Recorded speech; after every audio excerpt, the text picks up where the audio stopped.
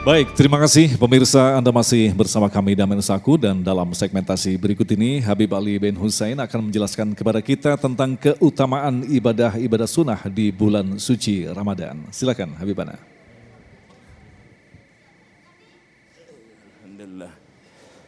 Alhamdulillahi Rabbil Alamin, Khaliqina al-Azim, alladhi aghramana بشهر رمضان الذي أمرنا بالقيام والصيام وصلى الله على سيدنا ومولانا محمد الذي هديتنا وعلمتنا وكرمتنا وشفعتنا ودللتنا وجعلت سعادة الدارين في سير على دربه وبلوغ الحسنى في التحقق بحبه اللهم فحققنا بحبه wasabbit aqdamana ala darbih.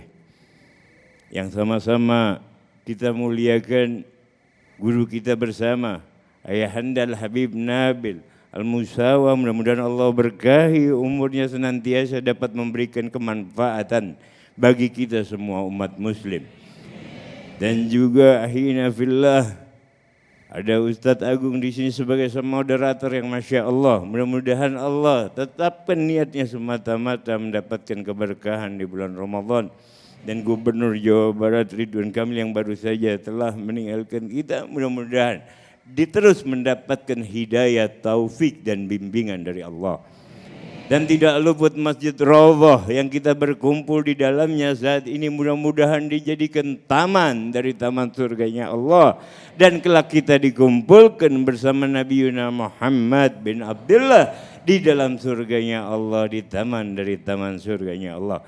Dan pemirsa TV One dimanapun berada saat ini, keberkahan Allah ada dengan kita saat ini.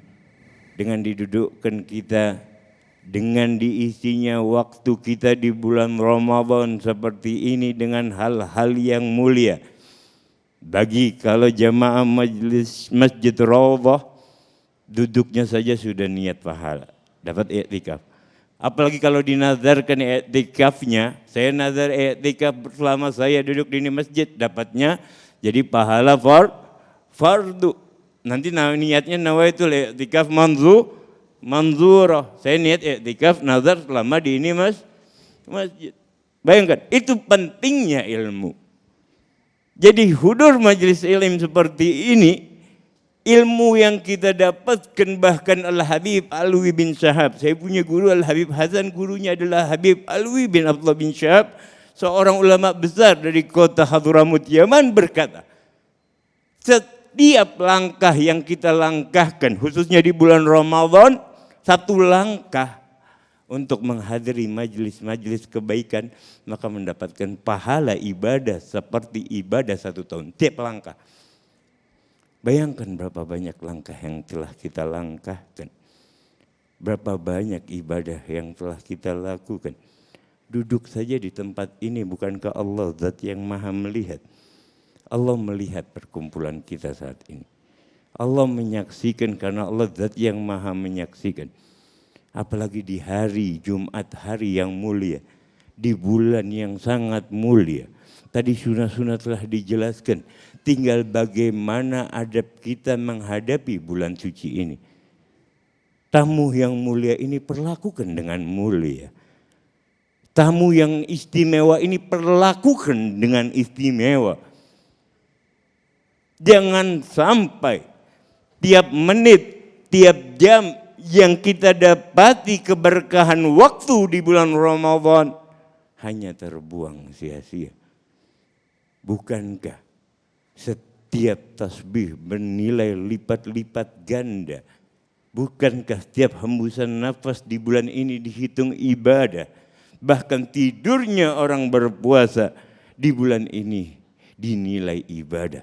Tapi tidak lantas dengan bersandarkan hal tersebut, kita hanya menghabiskan hari-hari kita dengan bermalas-malasan tanpa mengisinya dengan perkara-perkara yang baik. Al-Imam Al-Habib Abdullah bin Alwi Haddad di dalam kitab Nasaih Diniyah mengatakan, esensi dari puasa adalah bagaimana kita dapat merasakan lapar dan dahaga di bulan ini, sehingga dapat menghidupkan basirah hati kita, karena kita telah menekan bagaimana hawa nafsu yang merupakan kecenderungan manusia yang bersifat dari hewan dapat tertunduk di bulan ini. Agar kita lalui 11 bulan berikutnya dengan mudah. Jadi esensi puasa dan maksud tujuan puasa adalah agar kita merasakan lapar dan dahaga. Itu tujuan intinya. Karena ketika kita merasakan lapar dan dahaga, Nabi Muhammad bersabda, "Inna syaitan yajri fi majri dam ibnu Adam fadayyiqu bil ju'." Sesungguhnya syaitan berjalan di peredaran darah manusia, maka persempitlah dengan selalu lapar dan dahaga. Agar hati menjadi hidup, agar hati menjadi bersih. Kalau hati sudah bersih, hati sudah baik, hati hidup, karena kita selalu terfokus yang zahir, sehingga merupakan makna yang batin. Makna yang lebih dalam dari kehidupan ini. Kehidupan di dunia hanyalah sementara. Ini fungsi dan esensi daripada puasa yang diajarkan oleh Nabi Muhammad. Sehingga rasa empati terhadap sesama muslim tadi yang telah dijelaskan oleh Ayahanda Habib Nabil, memberikan makan kepada orang-orang fakir, miskin dan anak yatim, timbul dalam diri setiap mukmin dan muslim. Karena itulah esensinya mereka dapatkan. Tujuan mereka telah raih. Imam Ali bin Abi Thalib bersama istrinya Fatimah Zahra ketika datang di akhir Ramadan, sambil bermuka murung Imam Ali menghadapi istrinya. Fatimah menyambut, "Kenapa wajahmu murung wahai suamiku? Akan pergi bulan mulia ini. Sementara kita telah mendapatkan pelajaran yang amat hebat dari rasa dan dahaga yang jarang kita dapati sebelumnya. Dan ini hampir tiap hari dirasakan oleh mereka-mereka yang kekurangan.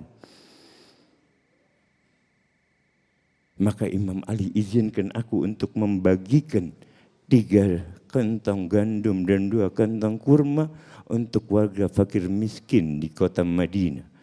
Maka dia bersama anaknya Hasan wal Husain yang masih kecil, semenjak malam itu membagikan sampai seluruh pelosok Madinah, tidak ada yang tidak mendapatkan bagian dari gandum dan kurma. Imam Ali bin Abi Thalib serta putri Nabi Muhammad. Bayangkan, bahkan ketika di hari raya Idul Fitri mereka tidak lagi memiliki perbekalan kecuali sedikit kurma yang hanya dikhususkan untuk tamu yang mendatangi mereka. Ada 2 seorang sahabat Nabi diceritakan oleh Imam Zahabi di dalam kitab Sirrul A'lamin Nubula. Dijelaskan di situ ketika Abu Aswad Ad-Duwali dan Ibnu Rifah datang, dia hampir menangis. Karena ketika baru saja mau mengetuk, ciuman kurma busuk tercium sampai pintu rumah Imam Ali bin Abi Thalib.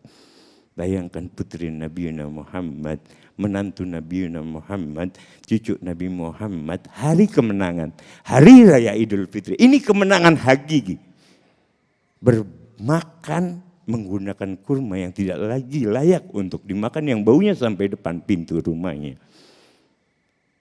Jadi bukanlah Idul Fitri mereka yang pakai baju baru, tapi Idul Fitri mereka yang imannya bertambah berkat hari raya Idul Fitri. Hari kemenangan bagi mereka yang mampu merasakan empati terhadap sesama, menebar senyum terhadap sesama, berbagi terhadap sesama, menebar kebajikan terhadap sesama, tidak saling membanggakan diri di hadapan manusia lain, tidak saling merasa benar di hadapan manusia lain. Dan umaroknya tadi harus bersandar kepada ulama ketika berurusan dengan urusan yang berkaitan dengan agama. Itulah yang kebenaran yang harusnya terjadi, sehingga kedamaian betul-betul esensi pelajaran daripada bulan Ramadan kita dapatkan. Mudah-mudahan kita semua yang hadir di tempat ini mendapatkan esensi. Mumpung masih di awal, kita gunakan kesempatan, karena waktu adalah modal yang paling berharga.